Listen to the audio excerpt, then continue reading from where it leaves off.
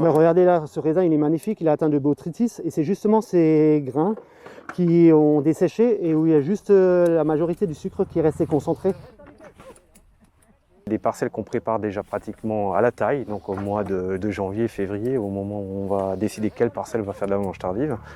Et donc on va déjà commencer à la préparer par rapport au nombre d'yeux qu'on va laisser. Et bien sûr, le plus grand pari, c'est la météo qui va déterminer le tout sur la fin des vendanges. Mais cette année, elle était vraiment exceptionnelle. Et regardez là, on est en fin novembre et on a un soleil qui est magnifique. Donc le pari, il est gagnant là. Donc la patience est le maître mot du vigneron. Donc il ne faut jamais être pressé, tout simplement.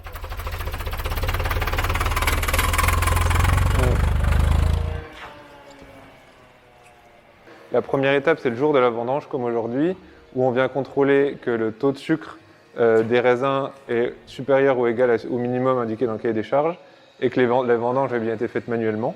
Ensuite, on repasse le lendemain pour vérifier que le volume corresponde aux quantités de raisins ramassées la veille et que le taux de sucre du jus soit également supérieur à celui du cahier des charges.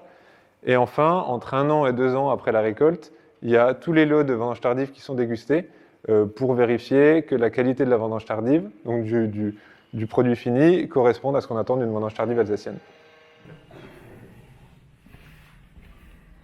Les vendanges tardives sont, comme les sélections Grenoble, sont des vins beaucoup plus complexes, plus riches, plus gras.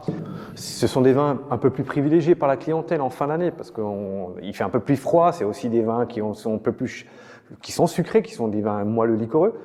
Mais on recherche des vins plutôt de ce style-là en fin d'année par rapport au foie gras, par rapport à des apéritifs en famille. Ce sont des vins festifs, c'est des vins de partage entre des amis, de la famille. Donc on ouvre plus facilement des vins comme ça.